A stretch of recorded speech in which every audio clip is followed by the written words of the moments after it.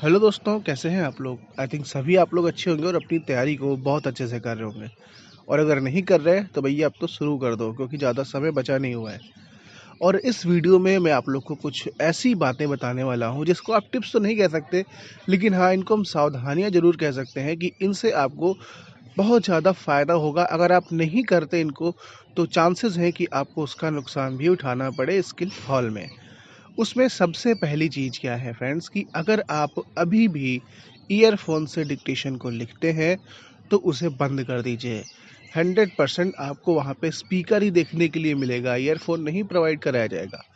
तो आपकी जो प्रैक्टिस होनी चाहिए वो स्पीकर पे होनी चाहिए।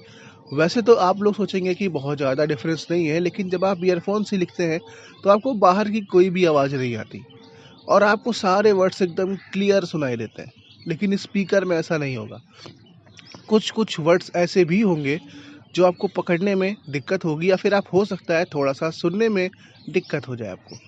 तो आपको उनकी भी अच्छे से प्रैक्टिस करते हुए चलना है। तो अगर आपके पास स्पीकर है कोई, फिर तो बहुत अच्छी बात है। अगर स्पीकर नहीं भी है तो आप मोबाइल से प्रैक्टिस करिए, वो तो और ही अच्छी बात है। तो मोबाइल को बहुत दूर मत रखिएगा, मोबाइल को अपने टेबल के थोड़ा सा ही दूर रखिए और फुल करके वॉल्यूम डिक्टेशन लिखना स्टार्ट कर दीजिए। तो ईयरफोन से डिक्टेशन अभी तक लिखते तो चलिए अच्छी बात है, लेकिन अब आपको अपने रूम में जाके प्रॉपरली रूम को क्लोज करके मोबाइल या फिर स्पीकर में डिक्टेशन लगा के वहाँ पे लिखना होगा। तो ये आपको बहुत ज़्यादा हेल्प करेगा जब वहाँ पे आपको स्पीकर से डिक्टेशन बोला जाएगा। और नेक्स्ट रूल हमारा ये है, यानी कि नेक्स्ट आप टिप्स बोल सकते हैं, वो ये है कि आप लोग प्लीज़, अगर नाइट में 10 बजे 11 बजे अगर डिक्टेशन लिखने की हैबिट बना लिए है तो उसको आप बंद कर दीजिए। क्योंकि डिक्टेशन या कोई भी ऐसी स्टडी जो कि हम नाइट में करते हैं तो वो बहुत ज़्यादा हेल्पफुल नहीं रहती है, बहुत ज़्यादा मेरे ब्रेन में जाती नहीं है। आप अपना 100% दे ही नहीं पाएंगे अगर आप रात में किसी भी तरह की तैयारी करते हैं। अगर आप सुबह उठे हुए हैं, तो अगर आप नाइट शिफ्ट वाले ही हैं कि आप 10 बजे से सो के उठते हैं रात में, उसके बाद स्टार्ट करते हैं, फिर तो बेस्ट है। तो कुल मिला के जब आप सुबह सो के उठें तो कोशिश करें कि 6 7 8 घंटे तक जितने भी डिक्टेशन मैंने बताए थे, 4 डिक्टेशन करने के लिए, वो आप प्रैक्टिस कर सकते हैं। उसके बाद अगर लिखने वाला डिक्टेशन है तो आप 6 बजे के पहले कर लें। लेकिन रात में आप कोशिश करें डिक्टेशन ना ही लिखें तो बेस्ट रहेगा। और अगर आप फिर भी रात को पढ़ना ही चाहते हैं, उस टाइम का भी यूज़ करना चाहते हैं, तो आप उस टाइम पे अपनी आउटलाइंस को सही कर सकते हैं, नए नए वर्ड्स की आउटलाइन बना सकते हैं, कुछ लीगल वर्ड्स की आउटलाइन बना सकते हैं। हमारे आप फेसबुक के ग्रुप में जाइए, वहाँ पे बहुत पहले, मतलब काफ़ी दिनों पहले, वैभव सर ने काफ़ी अच्छी अच्छी लीगल आउटलाइंस बना कर दी हुई हैं। तो अगर आपको कोई प्रॉब्लम होती है तो वहाँ पर आउटलाइन देख लीजिए, आउटलाइन के वर्ड्स तो कम से कम देख लीजिए आप, उसको हो सकता है अपने तरीके से ट्रा कर पाएँ अगर आपको वो नहीं अच्छी लगती तो। बाकी वैभव सर ने तो बहुत बढ़िया आउटलाइन बना के रखी हुई हैं। तो आप वहाँ जाके आउटलाइंस को देख सकते हैं और उस टाइम आप अपने आउटलाइन को इम्प्रूव कर सकते हैं, अपनी राइटिंग को इम्प्रूव कर सकते हैं।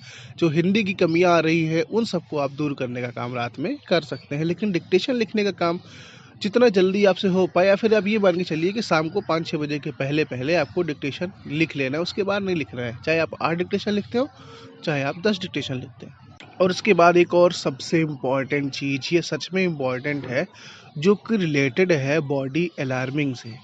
अगर आपको नहीं पता बॉडी अलार्मिंग क्या होती है, तो यूट्यूब पे बहुत सारे वीडियोस आपको मिल जाएंगे, आप सर्च कर सकते हैं कि इसका क्या फ़ायदा होता है।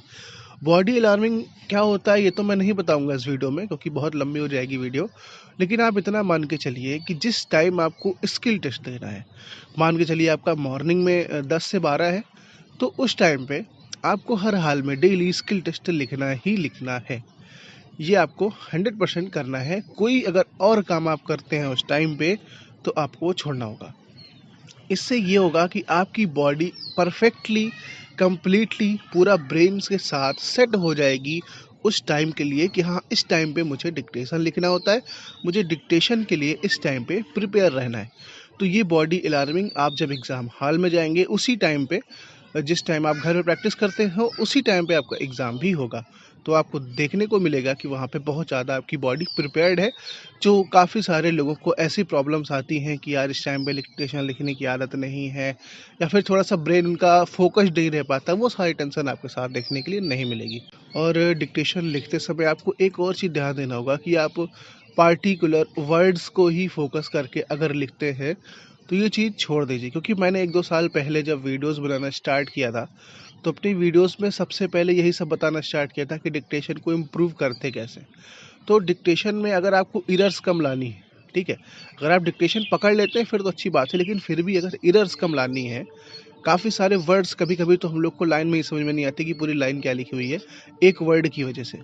तो वो आपको तब हेल्प करेगा अगर आप स्टोरी फ़ील करना स्टार्ट कर देते हैं, क्योंकि देखिए कोई भी डिक्टेशन बोला जाता है, उसमें कुछ न कुछ बातें कही गई होती हैं, कुछ न कुछ स्टोरी कही गई होती है। तो आप अगर एक-एक वर्ड को बनाते हुए चलेंगे तो फिर आपको प्रॉब्लम तो होगी ही होगी। तो इसलिए आप बनाते हुए तो चलिए, और हाँ, एक और चीज़ कि आप कभी भी 1-2 वर्ड पीछे मत रहा करिए डिक्टेटर से। ये आपको हैबिट बना लेनी है। काफ़ी सारे लोगों को मैंने देखा हुआ है कि वो 1-2 शब्द पीछे ही चलते रहते हैं। मतलब डिक्टेटर जैसे कुछ और बोल रहा है तो 2 शब्द पीछे ही चल रहा है उससे। तो आपको ये नहीं करना है। एज़ इट इज़ जैसा डिक्टेटर बोला आपको फटाक से लिखना है, मतलब उसके साथ-साथ चलना है और स्टोरी को थोड़ा-सा फ़ील करते हुए चलना है।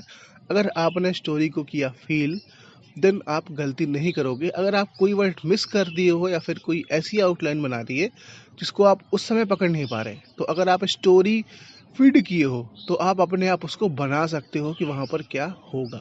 तो बस यही सारी टिप्स थी, आपको बहुत भयंकर टिप्स नहीं थी, जो कि सच बात है, लेकिन हाँ, थोड़ी-थोड़ी ऐसी टिप्स ज़रूर थी जो कि आपको हेल्प ज़रूर कर सकती है। और इन समय आप अपने डाइट्स का भी ध्यान रखिएगा, क्योंकि सर दर्द वगैरह ना होने पाए, बहुत ज़्यादा लाइट वेट में मत पड़िएगा, क्योंकि मेरे साथ तो ये प्रॉब्लम है, अगर बहुत ज़्यादा लाइट मिलती है तो सर में दर्द होने ही लगता है और काफ़ी सारे लोगों को ये प्रॉब्लम हो जाती है। तो बस ऐसे ही खाते-पीते रहिए बढ़िया-बढ़िया चीज़ें, ऐसी कोई अनहेल्दी चीज़ें मत खाइएगा इन दिनों में। और मिलते हैं फिर नेक्स्ट वीडियो में, और आज डिक्टेशन भी मैं आप लोग के लिए प्रोवाइड कराने वाला हूँ, तो उसके लिए भी तैयार रहिएगा। तो मिलते हैं नेक्स्ट वीडियो में, तब तक के लिए गुड बाय।